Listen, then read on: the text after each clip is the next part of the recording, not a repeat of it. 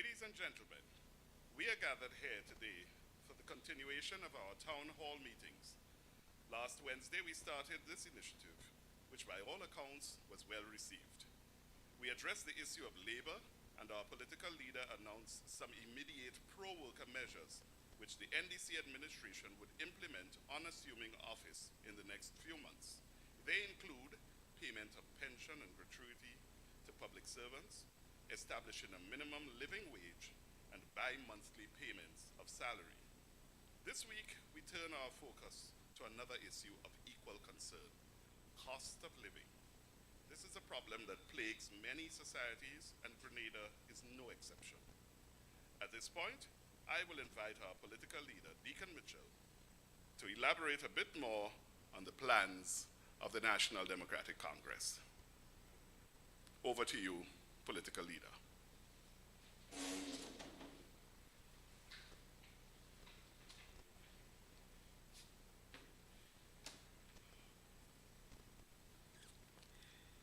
Thank you, Randall, for your introduction. A pleasant good evening to all of you viewing live as we stream this virtual town hall meeting. Let me explain why, in fact, we've moved to a virtual town hall meeting rather than one in person. As many of you are aware, the increase in the number of COVID-19 cases on island has been quite dramatic over the last couple of days. And we felt that in the best interest of protecting the members of the public, protecting our supporters, and in leading by example, that we should ensure that we took actions to minimize the risk of any continued spread of COVID-19 on island. And so I want to start tonight by encouraging all of us to ensure that we pay attention to securing and protecting ourselves and our loved ones by continuing to wear our masks whenever we are in large gatherings or whenever it is difficult to engage in social or physical distancing. We ask you please to keep sanitizing and ensuring that you take precautions to make sure that you are always washing your hands. And so, as we did last Wednesday, we started our town halls by addressing issues which affect workers. Today, we will continue by addressing the cost of living issue, which affects not just workers, but all of us as citizens of Grenada. The cost of living is a never-ending challenge that we have to face as citizens of a country. And so we must bear this in mind. But in the last 2 years, particularly as a result of COVID-19, the cost of living in many instances has become a significant factor that has negatively impacted on citizens' ability to, in fact, buy basic food, to pay for basic utilities, and to enjoy a basic, decent standard of living.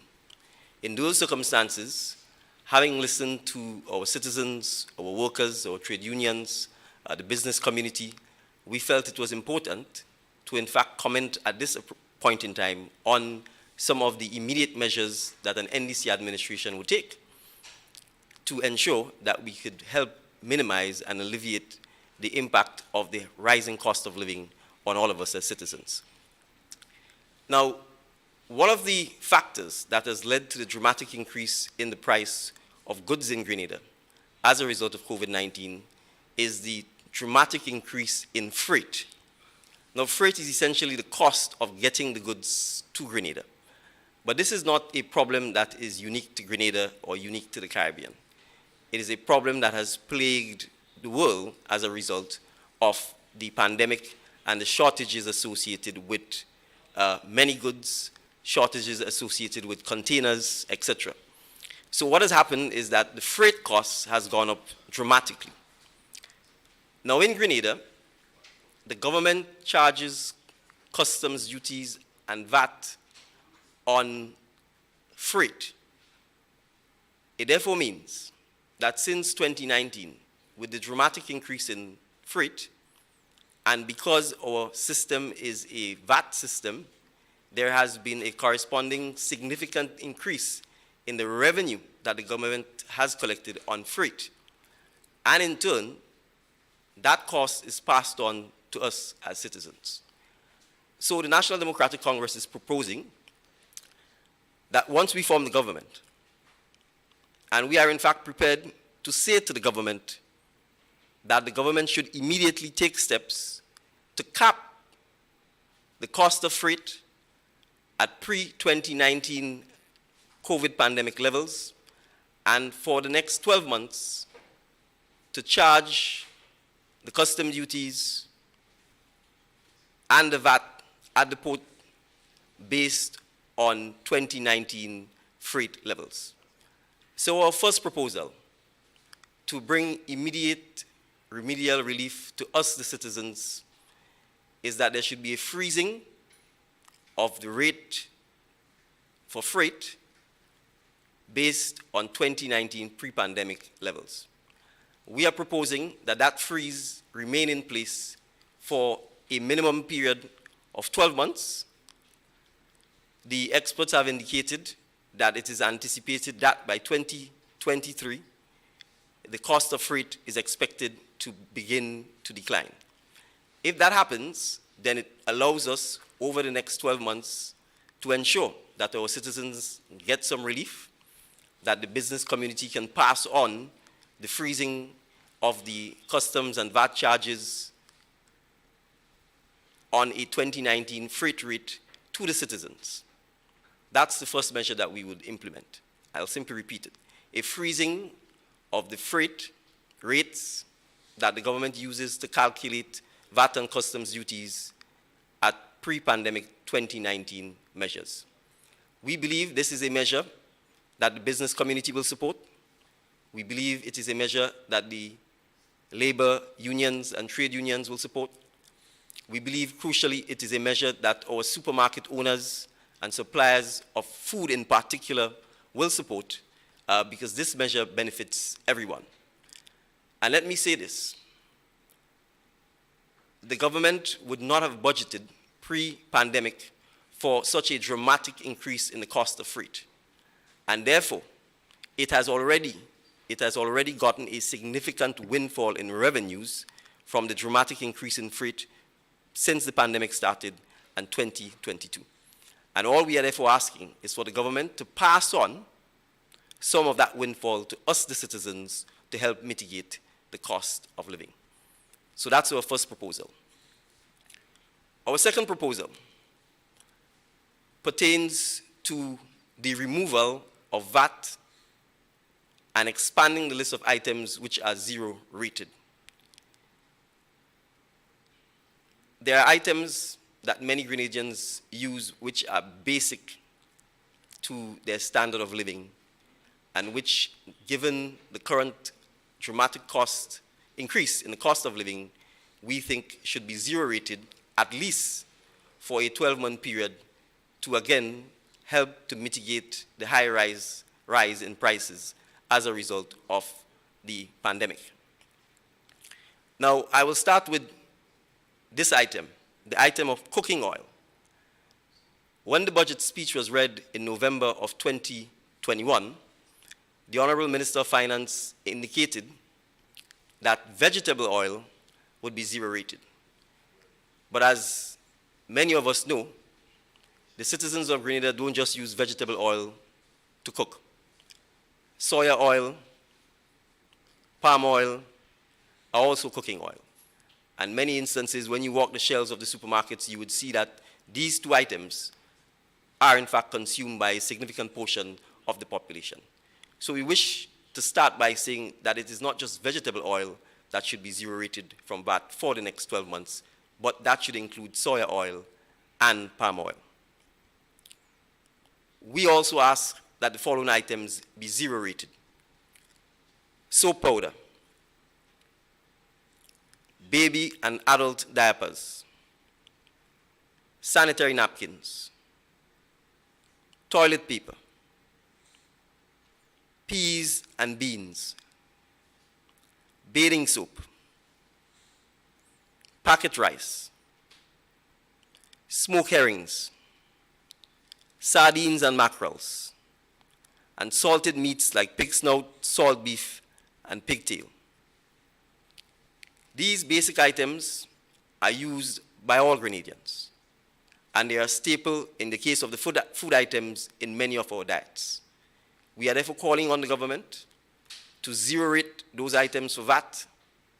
As you know, the VAT rate on these items are 15%, which is a significant percentage, and we are asking that those items be zero rated in the first instance for 12 months. We will then monitor the situation 12 months thereafter, informing the government to ascertain whether they should continue, or if VAT should return, that the VAT rate be cut in half to 7.5% rather than the 15%. So I will simply repeat the items. These items are palm oil, soya oil, soap powder, baby and adult diapers, sanitary napkins, toilet paper, bathing soap, peas and beans, packet rice, smoked herrings, sardines and mackerels, and salted meats like pig snout, salt beef, and pigtail. While these items address some basic food items and basic hygiene and sanitation items, there is one item that we also wish to publicly call for a zero rating of, not just on a 12-month basis, but on a permanent basis. And that item is internet supply or data supply. We live in 2022. We must begin to transform Grenada by engaging in fiscal policies that encourage the areas that we wish to develop and to transform Grenada by. Information technology, without doubt, is one of those areas. Given the fact that COVID-19 has brought widespread disruption to the way in which we educate our children and to the way in which we work, it is absolutely crucial for each citizen of Grenada, young, student, old, working, retired, to have access to reliable and affordable data.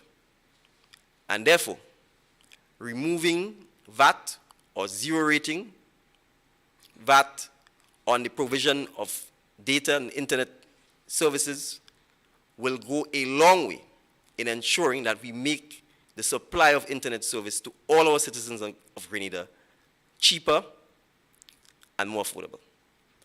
And so the National Democratic Congress will zero rate internet and data services throughout the length and breadth of Grenada. One final item. It is clear that linked to the high cost of living is the massive food import bill that we every year engage in. As part of the process from a medium and long-term basis of changing that approach, we must engage in fiscal policies that will support our farmers, that will encourage our citizens to engage in food production in particular. And therefore, the National Democratic Congress will zero rate VAT on inputs, particularly fertilizer and seedlings for our farming community. I repeat, we will zero rate inputs for farming, particularly fertilizers and seeds.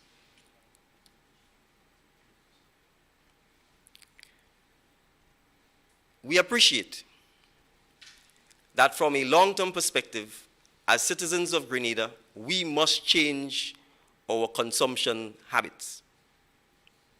If we do not change our consumption habits, and if we continue to import 70 and 80% of our food, then merely removing customs and VAT duties or merely dropping the rate of customs and VAT duties will not make, in the long run, a significant impact on the cost of living. What will help to make a significant impact on the cost of living is reducing our food import bill and producing food that we will consume ourselves. Therefore, the National Democratic Congress will invest significantly with the Food and Nutrition Council and the Bureau of Standards and our education system, as well as the media, to engage in a sustained national campaign to get us to do the following things. One, research, document, and categorize all of the food that is currently grown in Grenada and that is capable of expansion. Two, encourage our farmers and our youth in particular to grow food that we eat. Three, we will invest heavily in ensuring that our citizens appreciate the value of what we produce. There is no superior quality to Irish potato over sweet potato. There is no superior quality to plantains over Irish potato. There is no reason why when we go to our hotels, we have imported fruit. There is no reason why our mangoes, our sugar apples, our watermelons, our oranges, our grapefruit, our plums, our sapodillas should not be sold at our hotels, at our restaurants, and should not be consumed by our students through our school feeding program. But we recognize that behavior change takes time. We recognize that it takes educating, and we recognize that it takes a concerted effort in implementing policy from the government that supports the behavioral change that we wish to see. And therefore, part of that education process requires us to invest significantly in beefing up the resources of the Grenada Food and Nutrition Council, the Grenada Bureau of Standards, our education system, our schools feeding program, and to work closely with our farmers, our hoteliers, and our restaurants in ensuring that we can meet the demand, because the demand is there, particularly from the hotels, that we can meet the demand, particularly to supply our hotels with fresh fruit and fresh produce. And this is absolutely critical if we are going to address the question of our high food import bill. We must appreciate that part of the reason for high food import bill is the fact that our hotels are forced to import food to feed the tourists. That the apartments and the restaurants around St. George's University are forced to import food, particularly fruit and other fresh produce, to feed the students and to feed the tourists. But if food prices on the world market are rising, and our hoteliers and St. George's University and our apartment owners and our restaurateurs are required to import that expensive food from outside of Grenada into Grenada just to feed our tourists, it has potential negative consequences for the tourism industry.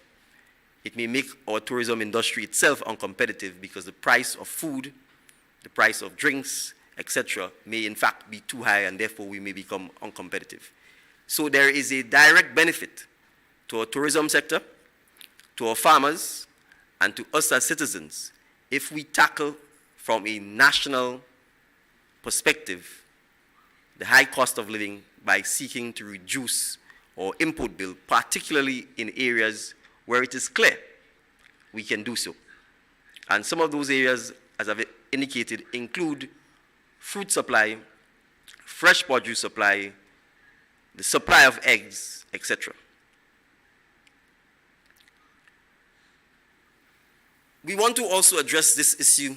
While it may not necessarily relate to cost of living per se, it certainly relates to how consumers feel about our society.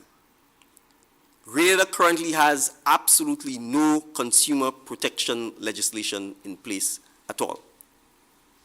And so often, when any consumer buys any product, particularly in the private sector, or when they pay for a service and that service provider does not deliver, or the quality of the service is less than what was expected or advertised or marketed or contracted for, the consumer oftentimes has little or no recourse and is left disgruntled and dissatisfied. The National Democratic Congress, therefore, intends to pass consumer protection legislation to create a consumer protection agency. That agency will be made up of members from the business community, from the employers community, from the labor movement, and consumer advocacy groups. This entity will be a private entity. We do not wish it to be a government bureaucracy. We will empower that entity to receive complaints on behalf of consumers, to investigate those complaints, and where necessary, to give redress to consumers. The National Democratic Congress intends to make this a priority so that all of our citizens, because we are all consumers, we all have to buy and consume goods and services within Grenada. And particularly as it relates to the private sector, we want to ensure that if there are genuine complaints and grievances that our consumers and our citizens are experiencing, that there is in fact a body that can hear that complaint, investigate the complaint, and then make appropriate remedial suggestions to address it. Finally,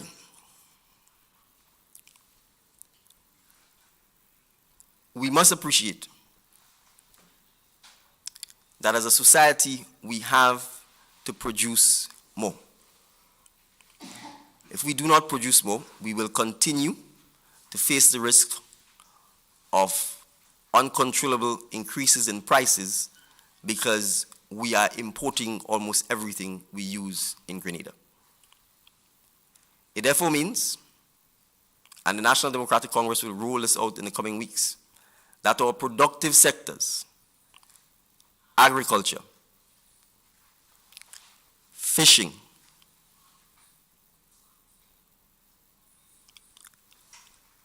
animal husbandry, must be given top priority. The government cannot solve, and no government can solve, the rising cost of living if we live in a society where all we do is import everything we consume. That is the objective reality. And so the best way from a long-term perspective to mitigate the risk associated with the rising cost of living is for us to produce more. And we cannot, and the National Democratic Congress will not hide that from our citizens. And therefore, you can expect that the National Democratic Congress will ensure that its policies, particularly its budgetary allocations, its technical support, and its research and development goes towards empowering our fishermen and women, empowering our farmers, and encouraging more Grenadians to see farming as a commercial viable career. And that will include not just crop farming, but animal husbandry. So I want to thank you for allowing me to present briefly on the issue of cost of living. I would be happy when we return to take your questions on the presentation that I've made. Thank you.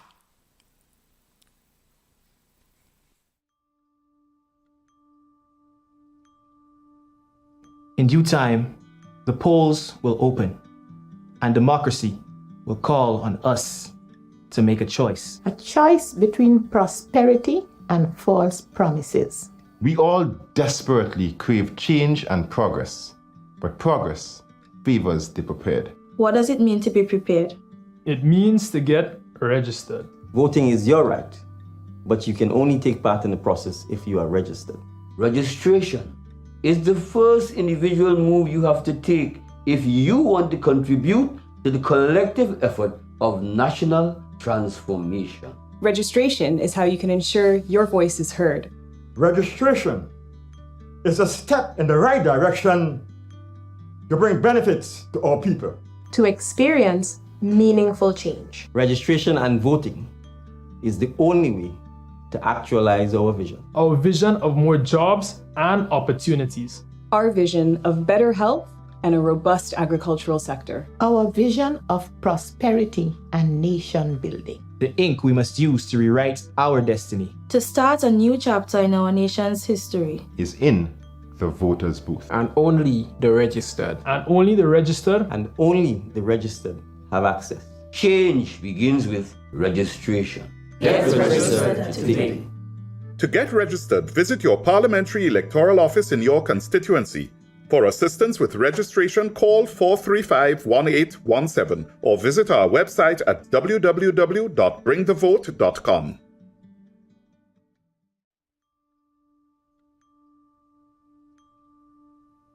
In due time, the polls will open, and democracy will call on us to make a choice. A choice between prosperity and false promises. We all desperately crave change and progress, but progress favors the prepared. What does it mean to be prepared?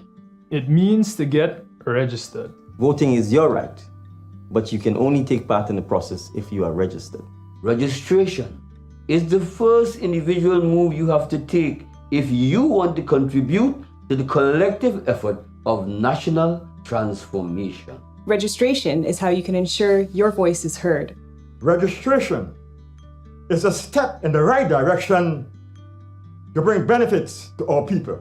To experience meaningful change. Registration and voting is the only way to actualize our vision. Our vision of more jobs and opportunities. Our vision of better health and a robust agricultural sector. Our vision of prosperity and nation building. The ink we must use to rewrite our destiny. To start a new chapter in our nation's history. Is in the voters' booth. And only the registered. And only the registered. And only the registered have access.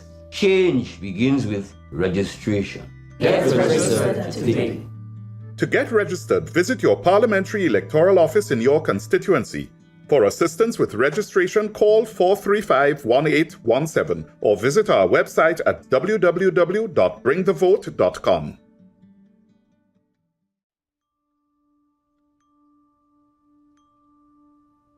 In due time, the polls will open, and democracy will call on us to make a choice. A choice between prosperity and false promises. We all desperately crave change and progress, but progress favors the prepared. What does it mean to be prepared? It means to get registered. Voting is your right, but you can only take part in the process if you are registered. Registration is the first individual move you have to take if you want to contribute to the collective effort of national transformation. Registration is how you can ensure your voice is heard. Registration is a step in the right direction to bring benefits to all people.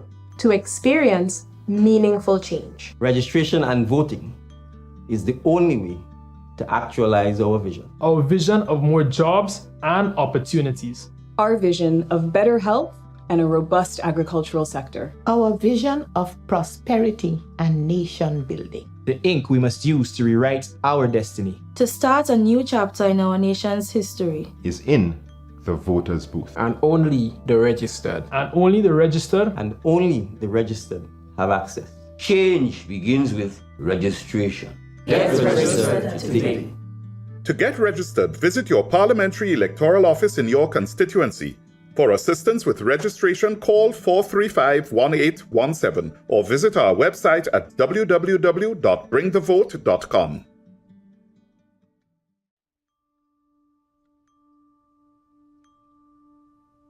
In due time, the polls will open and democracy will call on us to make a choice. A choice between prosperity and false promises.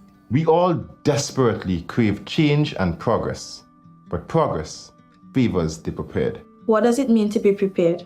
It means to get registered. Voting is your right, but you can only take part in the process if you are registered.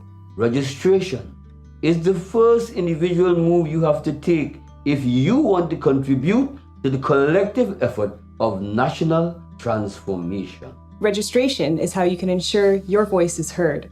Registration is a step in the right direction to bring benefits to all people. To experience meaningful change. Registration and voting is the only way. When I retired from the government, where I worked at the Ministry of Finance, I only worked at the Ministry of Finance for all my years. But before that, the union was looking for someone to take the government to court for pensions, and like everybody backing down. So I was in the ministry yard and I said, I'll do it. And it's like, you would do it? I said, yes. So I didn't retire yet. I was still working. And then when I did retire, Miss Hartford called me and she said, are you willing for us to take the government to court? I said, sure. And it's the union who did it. I didn't do it personally. The union did it. They paid the bills and whatever. And she told me what to do, to go to the PS for a letter asking for my pension. And I did write that letter. I asked for my pension. They told me I do have no pension to get, really. In other words, that's basically what it is. And that's where we took it from there. We took it to court.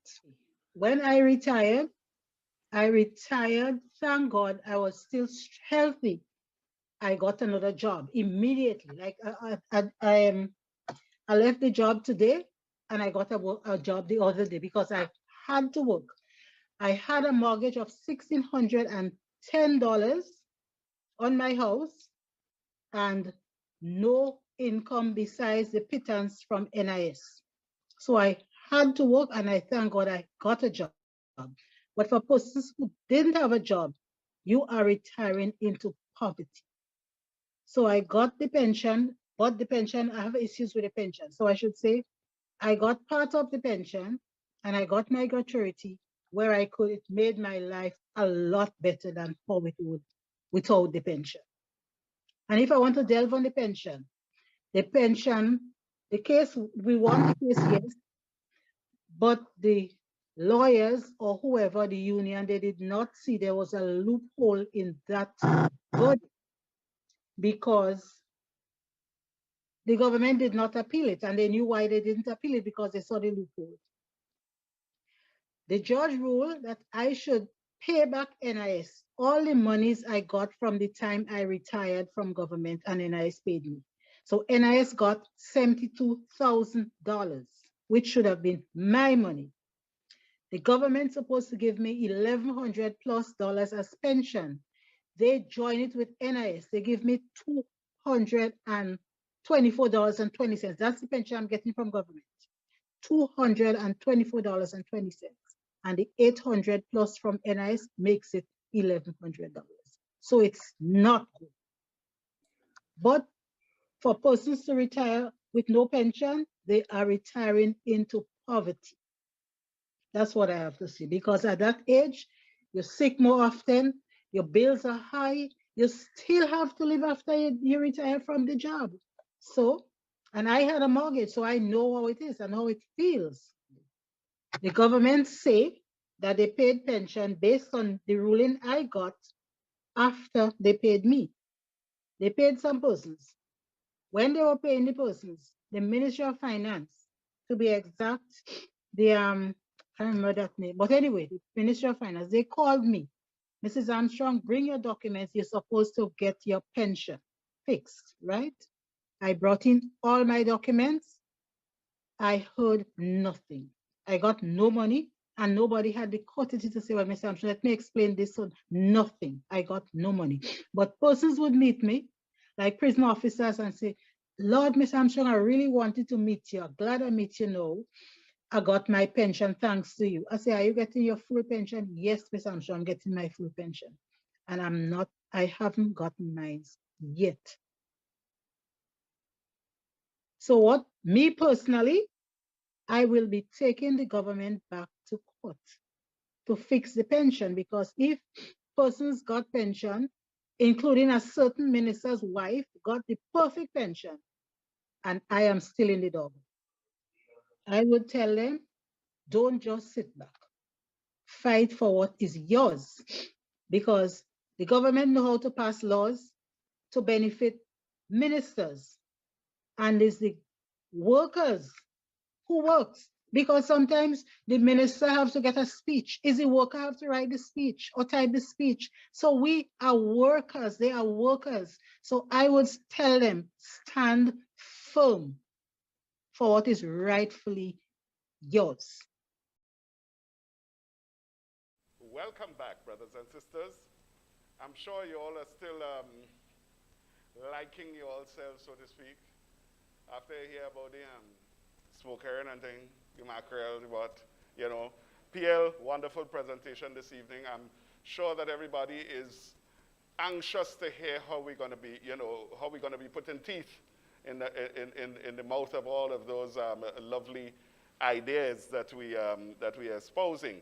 And so this is the question and answer segment, brothers and sisters. So we're asking you, you can send your question via Zoom. You can send it on our Facebook platform. And I'm going to get them right here and read them out to you. And we have the first question from Kimron. We depend too much on the outside world for everything. While we can't be totally independent, we can certainly strive to become more self-reliant. Is this something in the NDC agenda? Thank you, Randall, and thank you, Kimron, for that question. Self-reliance is at the core of the NDC agenda. The reality is, as we begin to position Grenada, to transform Grenada, the transformation has to be about becoming a self-reliant people, a self-reliant nation. We recognize that we are a small island, and so there are challenges that we obviously face. But the fact is, as I've said in my maiden speech to the country, our citizens, our forefathers, our foreparents overcame enormous challenges by being self-reliant. And therefore, self-reliance has to be at the very core of how we develop and grow our Grenada civilization, right? So, and that's why it is absolutely critical for us to educate our population, for us to give our population that sense of self-confidence, so that people, in fact, become reliant on themselves and less reliant on the government. Because at the end of the day, all of the revenue that the government gets is derived not from government activity. It is derived from activities that the citizens of the country embark or take part in. So whether it's farming, whether it's fishing, whether it's tourism, whether it's legal services, whether it's education services, whether it's producing music, producing film, whether it is sport activities, entertainment, bingo, shows, the government taxes all of that. But if you don't have persons who are self-reliant and who believe in themselves, then ultimately over time our society will fail. Because the government in and of itself doesn't exist to serve itself, it exists to serve us. But we must recognize that there's only so much that the government can do, and it is incumbent upon us to ensure that we become more and more self-reliant. But the government is our partner, and the government has to do its part in ensuring that it encourages that self-reliance, encourages its citizens to be confident in itself, and gives the citizens the tools and the ability to become self-reliant. For example, ensuring we have a proper education system, ensuring that we have appropriate healthcare infrastructure, ensuring that we have laws that protect the young, the elderly citizens, and persons who are differently abled, for example. But it is absolutely important that we recognize as a people that we must become more and more self-reliant, especially in a world where you are a small island developing nation, and when you're vulnerable to external shocks, whether it's things like hurricanes, external economic shocks, for example, caused by things like the pandemic or recessions in the more advanced economies. Thank you. Thank you very much, PL. And as you will see, if you are looking on and viewing, we are joined by Joseph Handel, our caretaker candidate in St. Patrick's St. Patrick's West, sorry. And Joe, as you well know, is very versed in the politics and on the ground with the people. And so he has joined us this evening, and he is also going to be on the panel fielding questions, fielding some of those questions from you. PL, we had a question from Anthony. He's asking, under the approach of doing a better job of feeding ourselves and our guests, is consideration going to be given to venture into commercial conch and lambie and sea moss farming by perhaps closing off a couple of our inlets for this purpose? Yeah. Thank you, Anthony, for the question. It's a very good question, and it shows that I think Grenadians are beginning to think outside of the box when we look at how do we expand economic activity, how do we expand food production, all right? And commercial conch, sea moss farming is a perfect example of one of the areas that we need to look at seriously. And so the answer in simple terms is yes. Whether it means closing off inlets is something that obviously is to be determined. But the reality is we certainly need to encourage and push commercial activity in areas like conch farming, in areas like sea moss farming. Because these are traditional areas that in a sense we take almost at a very amateur, almost hobby-like. A few people may collect sea moss, sell it. A few people may dive for conch and sell it. We may sell it as fresh conch immediately after, or we may freeze it and sell it at our supermarkets. But again, and that's why I go back to the point I made about the Food and Nutrition Council. Do we know the nutritional value of conch or sea moss? Have we been taught that? Is that taught in school? Do we know the benefits, the medicinal benefits, for example, of sea moss? Those things, if taught to us properly, will allow us and encourage us to, in fact, consume more of it.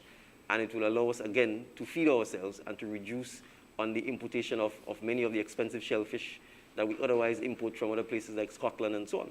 So absolutely, encouraging commercial scale farming of conch and sea moss and other non-traditional fishing areas that we have not looked at in the past is certainly one of the things that we need to look at. Simple things like even octopus farming. I mean, to a large extent, we don't consume octopus. It's almost as perhaps a delicacy where someone dives, gets it, and then you're making waters on the side of the road and you cook it. But outside of that, have we, I guess, again, looked at ways in which we can cook it and make it a staple part of our meal, of our diet? Those are the areas that I think we need to look at. So when I said, for example, that we will invest with the Food and Nutrition Council to address those areas, those are perfect examples of some of the areas that we would need the research, we will need the information in, so that we can help educate our population and help start that process of the self-reliance that the first person who asked the question talked about. Well, thank you very much, PL. Recently I visited one of our local hotels and so on, and I had breadfruit soup. I've never heard of breadfruit soup. I mean, I didn't know that that was possible. And I was quite shocked, but had it, and I was very, very taken by the fact that they were able to do this thing, and it was so good. And Joe, as a cook yourself, and I mean, I know you're a guy around the place and so on. How much you think, using our local, the way we cook locally in the hotels is going to benefit, our farmers and what we do? How do you think about that? Well, this is a gold mine waiting to be tapped, but we need to do it in an organized and structured way. We must start investing in research and development. Our new laws, getting the students engaged in culinary arts to experiment, to try out different things, yeah? And that is the only way in which we will begin to realize the true potential that we have in our local foods and so on. It is all well and good to make a little waters by the side of the road. There's nothing wrong with that. But we have to explore ways. How do we commercialize it? How do we get it from being a pastime, a lime, into something that could bring in big bucks, especially to our younger folk, many of whom have spent years studying culinary arts, and they basically have a certificate, but have no ways and means of commercializing it, monetizing it. And that is where the kind of support that the PL spoke about for these types of ventures, that is where that comes in. Yeah? Well, thank you very much. And I'm going to move on to Samantha. Samantha is asking, electricity is a main driver of cost in almost everything that we do and what is produced. What is NDC's plan for addressing the rising electricity cost? Are there plans to explore solar? Thank you, Samantha, for that question. So energy and electricity is a major factor for the cost of living in Grenada, as you rightly said. But to a large extent, energy and electricity in Grenada is produced from burning diesel, from the importation and burning of diesel. And so we must recognize that from a medium to long-term perspective, there has to be a concerted effort to move away from the importation and burning of diesel, which in any event is not friendly for the environment, to the use of renewables, which are clearly more friendly for the environment. And so the National Democratic Congress intends to pursue a renewable energy policy that is rigorous, that empowers the ordinary citizens of Grenada to be able to make use of that technology, particularly solar, right? So the ultimate aim in the next 10 years is that the majority of our consumption, particularly for domestic use, ought to be coming from some form of renewable source. If not entirely, at least a certain percentage of it. And I say this because, as I've mentioned in other instances, there are many citizens of Grenada who have invested in photovoltaic cells, who have bought their panels, and who have been frustrated by the fact that they have been regulated by a Public Utilities Regulatory Commission, which frankly has not been helpful, and which, instead of encouraging the use of renewables, is actually discouraging it.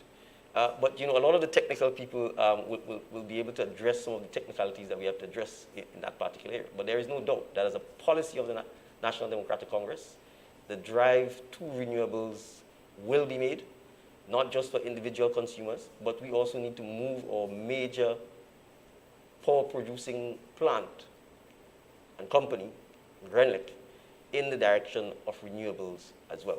And I'll give you examples. We have large tracts of land, the airport, for instance, Seamoon, Frequente Industrial Park, where right now we should be producing solar energy. When you fly into St. Kitts, for instance, you see the solar panels along the airstrip. We have none in Grenada, right? You have rooftops, obviously, are a premium here, but we know where we have some rooftops. GIDC, Yep. Seamoon.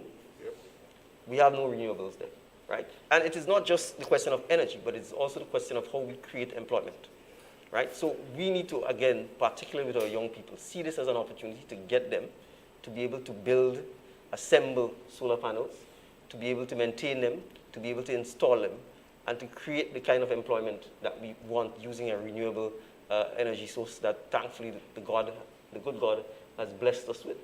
And so that policy is a priority, and the National Democratic Congress intends, just as we roll out with cost of living and so on, to also roll out our energy policy and our energy platform so that the public and our citizens are made aware of it. Well, thank you very much, Pierre. And there's a question that came in on the Zoom. The current government has made some commitments to the IMF that has created some form of disenfranchisement to young workers and Grenadians on a whole. Is the NDC prepared to develop avenues to cushion the effects of the IMF initiatives while servicing the debts of Grenada? Right. Well, I think in very vague language, the question is asking whether the government has committed to the IMF in such a way that the government has to embark on these contract-type employment and Imani-type employment rather than having full-fledged public servants. I will answer this. It is not clear to me. Let me first say this. The International Monetary Fund doesn't run any country, and it has never run any country. The people who run the country are the persons who are elected to do so. And if you run your country properly, you will not end up in the hands of the IMF. So we need to understand that. And so, the current administration has been in power for 23 of the last 27 years. If we are in the hands of the IMF, it is because of the current administration. It is not the IMF that has placed the country in the hands of the IMF. So we need to understand that first and foremost. Second, your primary obligation is to the citizens of your country. That is your primary obligation. The IMF could always wait. You could always restructure the loan. You could, in fact, oftentimes default on the loan and restructure it. And this administration actually did that when it went into its self-imposed structural adjustment program, right? So the commitment to our citizens remains. As I've said before, you have to have a single public service, right? You can't disenfranchise your citizens, drive them into poverty, drive them into job insecurity, and say it's the IMF causing you to do so, right? And I want to make one final point on this.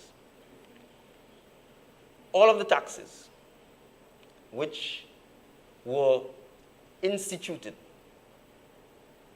when the so-called self-imposed structural adjustment program was implemented, and this was supposed to have been a program for a defined period of time, 2 to 3 years, have remained in place for 9 straight years. The structural adjustment program has never ended from a taxation point of view. These taxes have remained in place, and the citizens of Grenada have paid and sacrificed. There used to be a lot of talk about shared sacrifices. The citizens of Grenada and the taxpayers of Grenada made the shared sacrifices. So our persons who work in the public service, those who've been placed on contracts, those who have been turned and branded Imanis, when I made the point last Wednesday that if you're a bartender, you're a bartender. You're not an Imani. If you're a secretary in a school, you're a secretary in a school. If you're a cook, you're a cook. That is your job description, right? So I make this point to say, the excuse that you have made commitment to the IMF is an excuse that you have brought on yourself. You have governed the country for 23 of the last 27 years. And so it is important for us to understand, as public servants and as persons who offer to serve our country, that we have to put our people first, right? And you can always negotiate, you can always renegotiate with the IMF, because the IMF isn't going anywhere. And if your citizens are out of work, and if your citizens have no path to growth and development, then the IMF will never get its money, because you are not building a productive society, you're not building a society where the economy is growing, you're not building a society where the government gets more revenue so that you could service your debt. So the reality is you have to take care of your citizens first.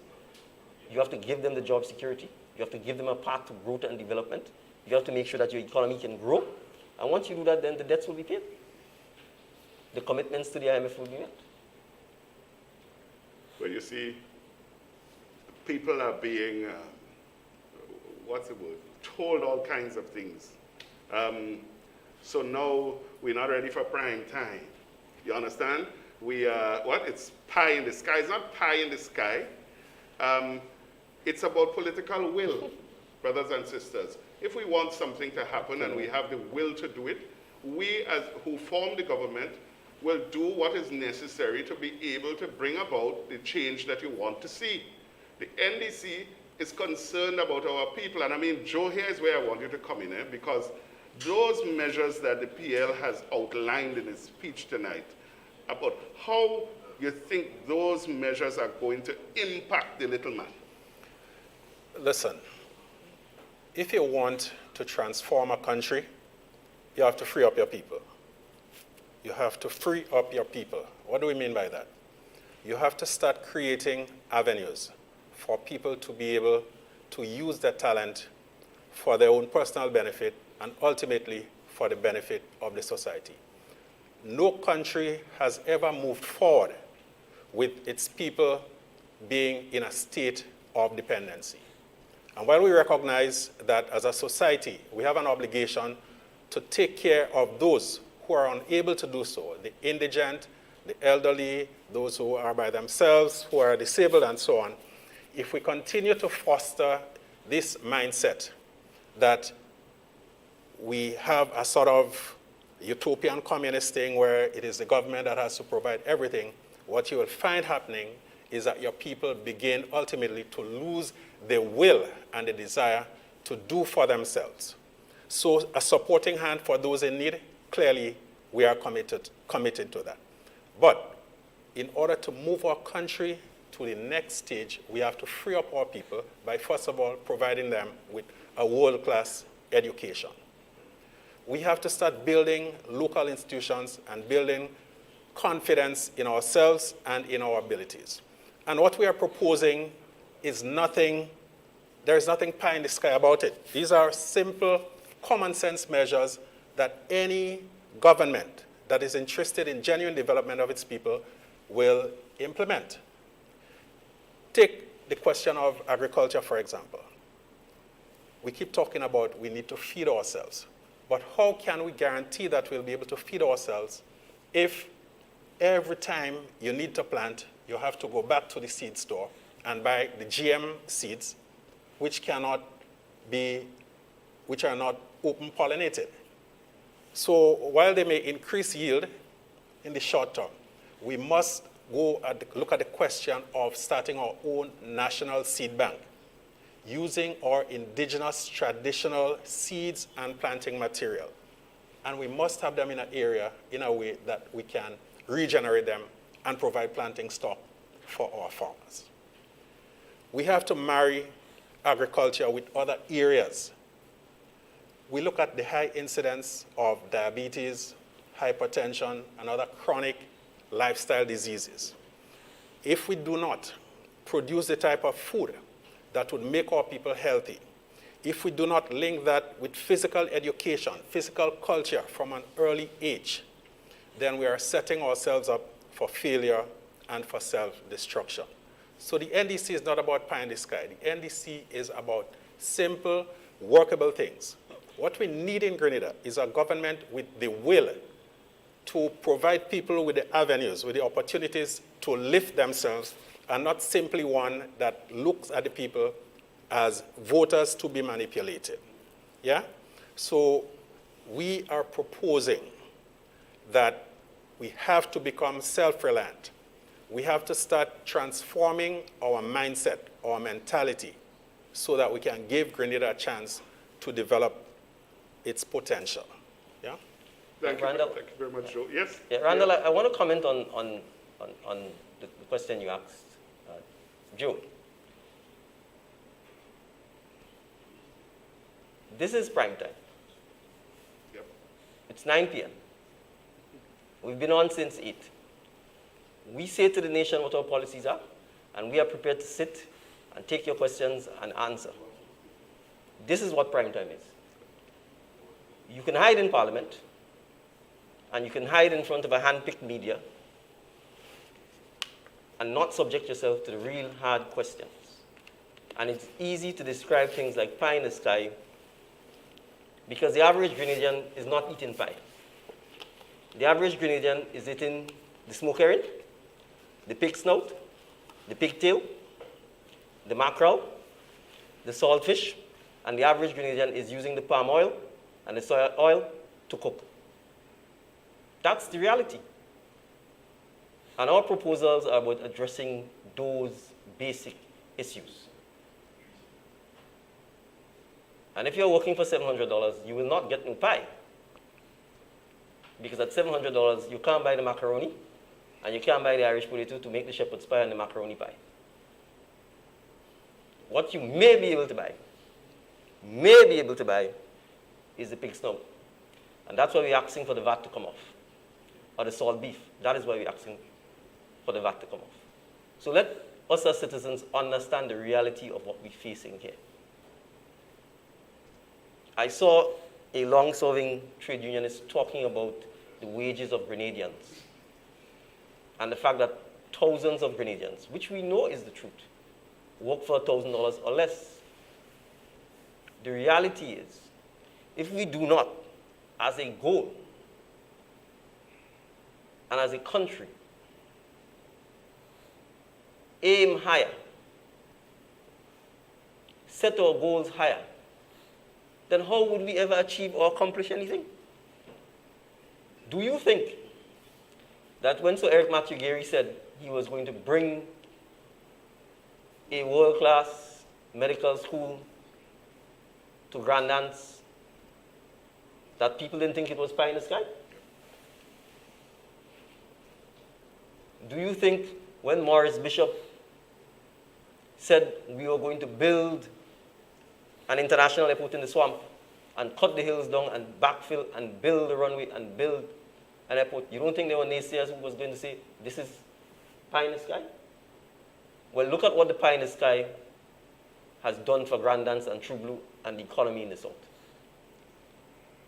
So our job as leaders is to ensure that our people aspire together.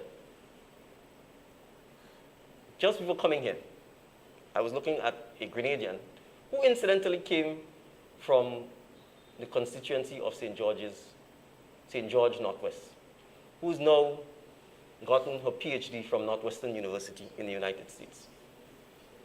And you know what that young lady pointed out in that interview? Her mom died when she was young. She was not even able to go to Carriacou for the funeral. She was taken into foster care. And at 12 years old, Randall, she could not read yet. That young lady today has a PhD. You think that is pie in the sky? So I rest my case. The PL rests, brothers and sisters. Now, let me tell you, you can ask questions. Send your questions to the Zoom link, those of you who are on Zoom or on Facebook. Just send your questions and we'll have them asked here. But we have a question from Country Boy 473. And you touched a little bit on it just now, PL. What about wages and inflation? For years, our wages have been the same and prices rising. We will always be poor if that isn't addressed. So thank you for the question. I think there are different schools of thought as to how you treat with wages and inflation. Let me start first by saying, in the medium to long term, the standard of living of all Grenadians need to rise. And that involves, and also includes necessarily, increases in our wages. There's no question about that. But we also have to be careful because wages are a part of the cost of living. It's a factor of production. And we can't just simply say, okay, there's for example, now that you've had dramatic increases in the cost of many food items because of the pandemic, the reality is you can't just automatically say, okay, then the wages should automatically rise to suit that, because it just is not possible, right? But at the same time, so I'm saying in those instances when that happens, even if there was a dramatic increase in wages, it simply continues the cycle of increasing the cost of living, because wages are part of the factors of production, and then what you'd find is that people will simply pass that cost back onto the consumers, and then we end up in this vicious cycle.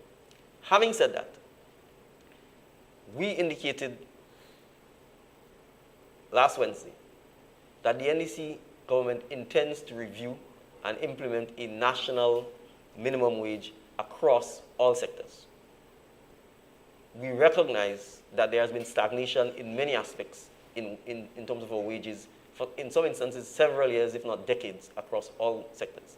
And so we need to make sure that, in fact, we look at this openly, objectively, and that we have a minimum living wage that our citizens, particularly some of our vulnerable persons, who provide work, for example, in domestics, maids, etc., can earn, the cooks in our schools and so on, can earn a basic living. There's one other aspect, though. Not when you have massive spikes in cost of living, but the general overall consumer price index, which tends to measure inflation on an annual basis. There is a school of thought which suggests, and in some European countries it is in fact done, where there is an automatic link annually between increases in inflation or consumer price index and a direct link to a similar increase in the wages. I am prepared to engage in a dialogue about what you call a cost of living adjustment index on wages. So to see whether this is something that would make sense and actually have a real benefit to the workers from a cost of living perspective and from an increases in your real wages. Because what you don't want is a situation where you increase the wage and it's automatically taken up by the cost of living, and so you still end up not actually improving your standard of living. So those are things that we certainly prepared to openly discuss and have a dialogue with. As I said, there are some countries like Belgium, Luxembourg, where there is this automatic adjustment. In cases where there is no inflation, then the rate remains zero. But as I've said, we have indicated that we are prepared to have a review of the basic minimum wage across all sectors in Grenada. And once we form the government, we intend to do that, and then to, within a 12-month period, make the necessary adjustments that are required. Thank you. Yeah. Let me just chime in for a little bit on that. We must also look at the question of increasing production and productivity. That is key. And one other area, and this is something that you have spoken about quite a lot. In fact, the NDC has been talking about it a lot over the past few years. The question of the low wages that many sectors of workers are faced with. This, too, I believe, is having a very dampening effect on economic activity. Because, first of all, you start from the position of high unemployment. You continue to make that problem worse by a high rate of underemployment. People doing things basically just to survive from one day to the next, rather than to improve their standard of living materially on a long-term basis. When you have so many of your people working for next to nothing, they have very little spending power. With the limited spending power, it definitely affects their ability to buy goods and services, and that leads to contraction in the sense that businesses are very limited in terms of the goods and services that they can offer to the public. So it is in the interest of everyone, especially the business sector, to ensure that our workers have significant spending power. Because once people have money to spend, especially people who are not very wealthy, they tend to spend their money. The money don't stay very long with them. And that will give an immediate and a continuous boost to economic activity. One of the areas too, and that is particularly so in rural Grenada, that we must pay attention to is the question of the availability of reliable and affordable public transportation. Without addressing that situation, places like Sates and its satellite villages will continue to be dormant. If you cannot leave River Sally at 6 o'clock in the evening to go to Sates to buy a sandwich by Newman or to bust a little lime by Heavy D, without knowing how you're going back home, obviously, You're not going. You won't go. And if you don't go, Heavy D will be open, he will be burning electricity, and he will have 2 or 3 patrons there, except for the occasions when he has something big. So we have to look at restructuring the public transportation system, having an open dialogue involving government, the bus operators, the business sectors in the various communities, and the public who needs the transportation services. If we can work out a framework for providing reliable, timely, and affordable public transportation, you will be amazed at the type of transformation that will take place. And I keep talking about Sates because we really do need a boost in the northern part of Grenada. You know, you said that, Joe, and I remember my old teacher, Ambrose Phillip of the port, who made a statement. The quote is, transportation is the grease that keeps the wheels of an economy turning. And I always remember that quote, you know, because we need to fix that transportation system. We need to have that, you know, going, and that too is going to cause a real impact on the cost of living and how we operate, you know, and benefiting everybody across the board. You know, sometimes you're passing the road, So, PL. So Randall, I want to jump in here. Yes. to my mind, what is going to solve the transportation challenge in Grenada is technology. Okay. And I've said this time and time again, and I think the young people of Grenada, with their brilliance, with their understanding of technology, will solve the transportation situation in Grenada. And I'll give you an example of what I'm talking about. Uber doesn't own any vehicles, but it has revolutionized transportation in countries which already had far superior transportation systems, particularly public transportation systems in place. And I've said this and I'm going to say it here. If you take the sheer number of vehicles we have in Grenada, from taxis to rental vehicles that are sitting there, and let me say this. Most people have rental vehicles, rent at Carnival, Christmas, the long festive weekends, or for the rest of the time, the vehicles are sitting there. Many of our taximen get their business either from the airport or from the cruise ships, and when that business disappears, the taxis are dormant. Many of our young people are forced to buy a vehicle for the same reason outlined by June, which is you want to go online and you can't afford transport. And so to solve that need, you go and borrow at high interest rates to buy a vehicle that you are essentially driving from home to work, and that vehicle is sitting there for most of the day, and you probably drive back home with it. Maybe you may go somewhere in the night, and on the weekends you may make a line, as the case may be. Go to church, go to the supermarket, come back, the vehicle is sitting there. Then you have a public transportation system which is essentially owned by private persons. I'm saying that with technology, and particularly with the fact that if we view driving as a skill, and if we encourage more of our persons to learn to drive, and to drive properly and responsibly and train them in that way, we can in fact solve significant unemployment problem and solve the transportation problem by developing apps that would allow us to have an integrated transportation system that integrates people who would like their vehicles to earn them some money because the vehicle is just sitting there while they're at work, the taximen who would like to get more money other than just looking at airport personnel coming out from the airport, or cruise ship terminals, which are for short periods of time, the car rentals who have hundreds of vehicles parked up in their yards who don't have any business outside of the main Carnival, Christmas, and long festive weekends.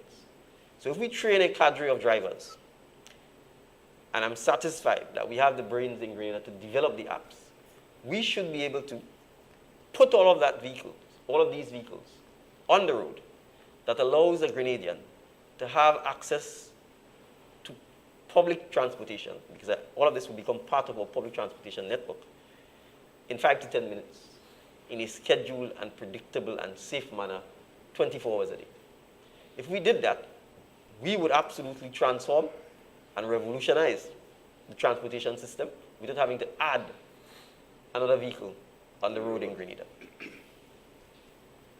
We will solve the unemployment problem because you need drivers, and therefore you would also need more mechanics and more persons to maintain our vehicle. And you would do so without the government having to invest a cent in buying vehicles. But crucially, it would require the government to enhance our road networks and to maintain it. That is where they need to spend the money. So I'm saying, and I say all of this to say, the technology can do it. Leadership and guidance in explaining to people what is required can do it. And we do not need to do it by importing more vehicles into Grenada, because the model is unsustainable. There is only so much of us who can afford to buy a vehicle, and frankly, most of us can't afford to buy a vehicle. And many times when particularly young persons buy vehicles, you see what happens. If you meet in an accident, you can't afford the insurance. Right? And oftentimes it means that people are driving vehicles that are not properly insured, and if you have accidents, etc., you see the consequences. I think we could only look at our roadways and see what is happening. And it's a perfect way to minimize drunk and alcohol-induced driving. Because if you know that you have access to safe and reliable public transportation every 5 or 10 minutes, or 15 minutes as the case may be, you are happy to jump in a car, jump in a taxi, to go to whichever nightclub you're going, to whichever fete you're going, to whichever show. You can drink, knowing you don't have to drive. Because you can get a taxi that takes you home. And I'm saying, therefore, if we use the technology, if we encourage our young persons to develop the apps, if we find and train a cadre of drivers, then we can solve the transportation problem in Grenada. You see, this is. And let me repeat, that is what Uber is. Exactly. That is what Lyft is. And it is not just being done in North America or Europe, it has been done in Africa, it has been done in Asia, it has been done worldwide. And there's no reason why we should be exempt from that. I would love to be able to leave here and go on my phone and know that in 15 minutes I will have a vehicle available to take me and I don't have to drive. Well, look at that. And you're talking about something, one of our good Grenadian sons of the soil, Dr. Ken Lewis, is involved in something like that in the United States of America, in New York, in the New York area and so on, where a number of these taxi drivers or Lyft drivers or whatever who felt, that they weren't benefiting as much as they would like, formed a cooperative, and they do just that in the New York area, and they're doing very well. So we even have a resource person in Ken to call out and to speak and to help us with that. So good night to you, Ken. You might be on. Yes, and let's deal with the last question because we want to wrap up. We're in the mango season. Yeah? Lots of mangoes and other fruits are being wasted. Is there any way the National Democratic Congress will address this issue?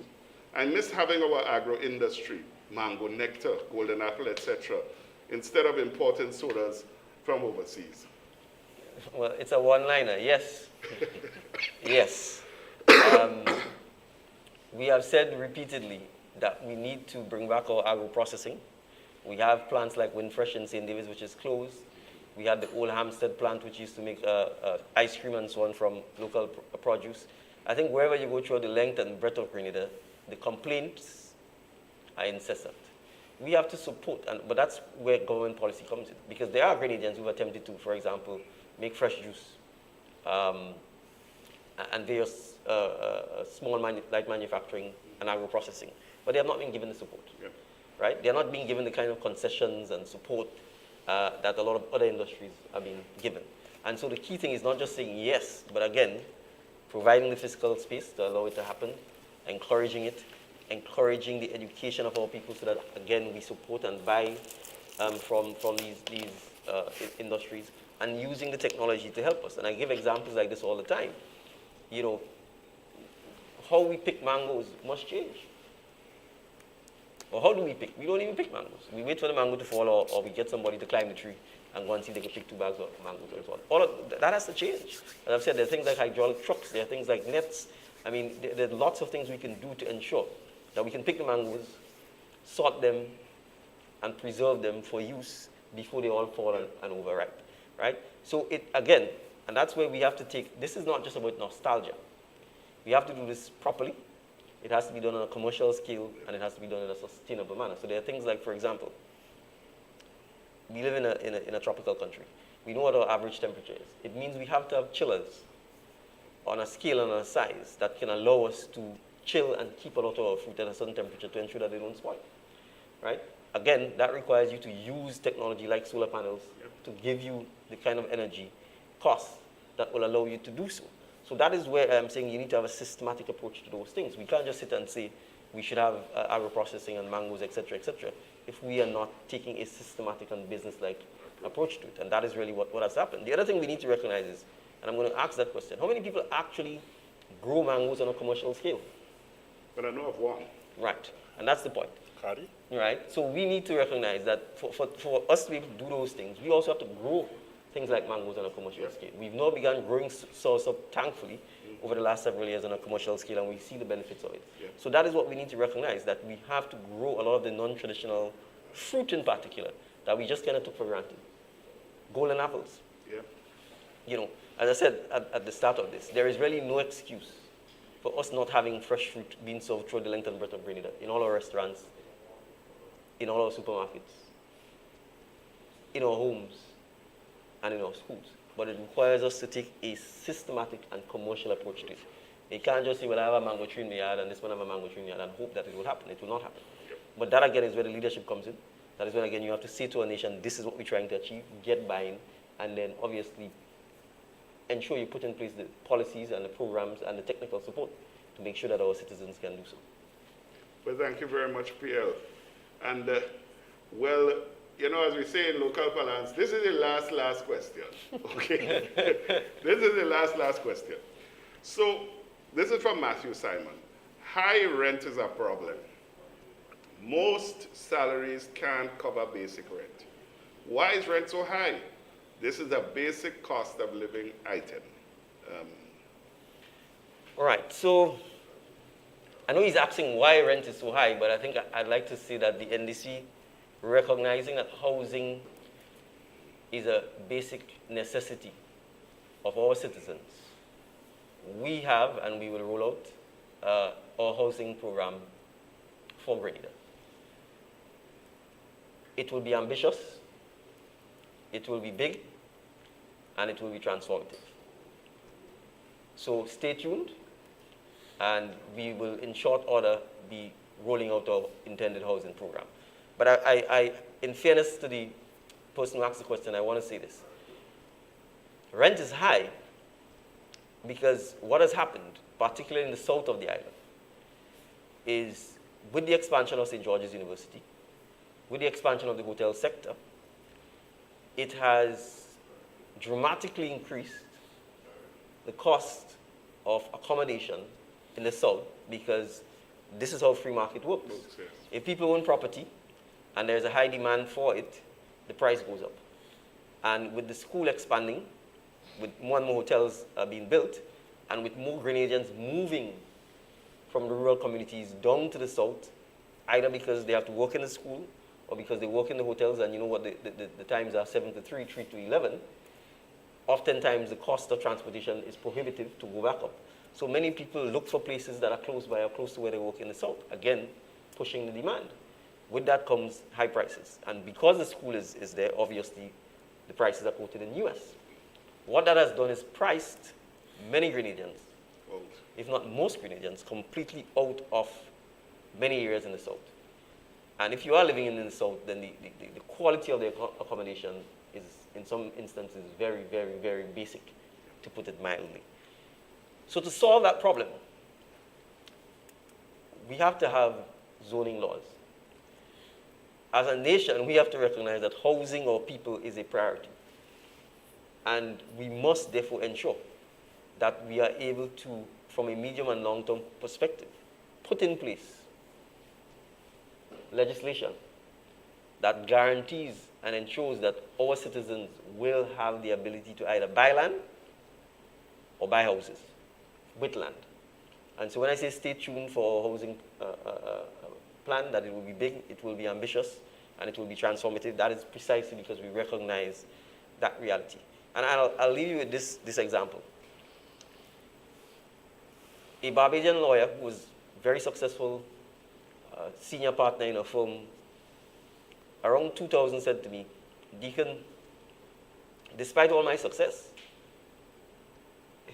my mother, who wasn't educated like I am, who didn't go to university, is better off than I am. And I said, what do you mean? She said, well, my mother owns her own house.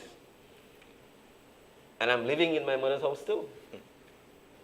And she said the reason is because I can't afford, even as a successful lawyer, to buy house and land in the area that my mother had a house in, which is the Barbados West Coast. They call it the Platinum Coast.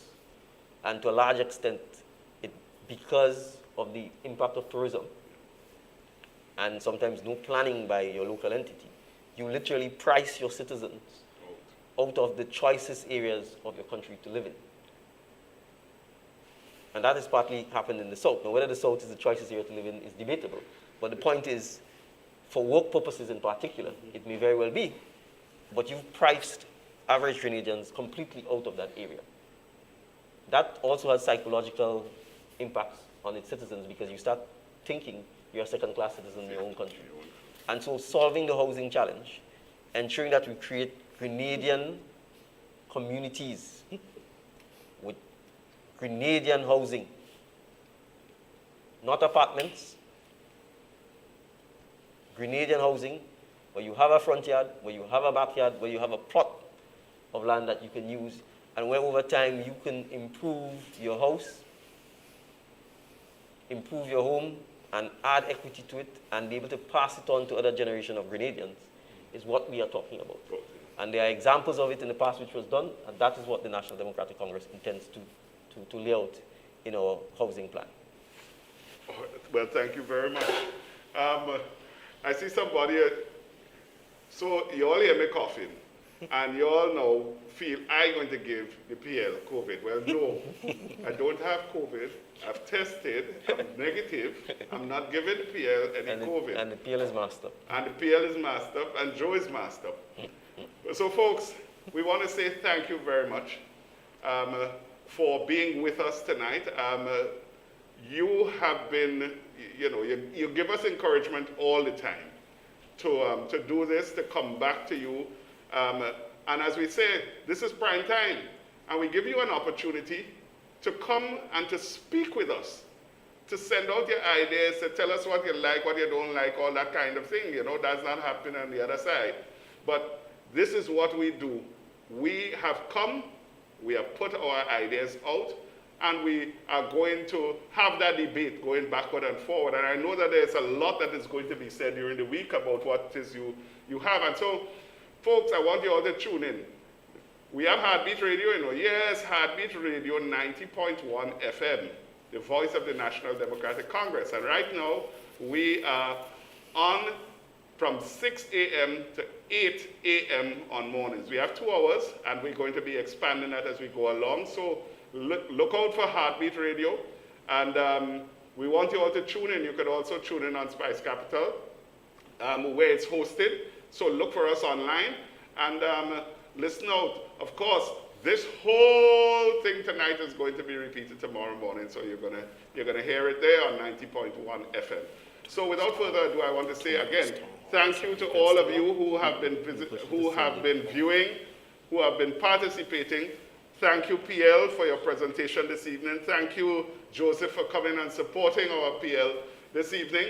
And with those words, folks, we want to say God bless you, and look out for us soon again as we continue to roll out our initiatives to the people of Grenada, Carriacou, and Petite Martinique, or as the PL likes to say, Petite Martinique, Carriacou, and Grenada. Have a blessed night, folks.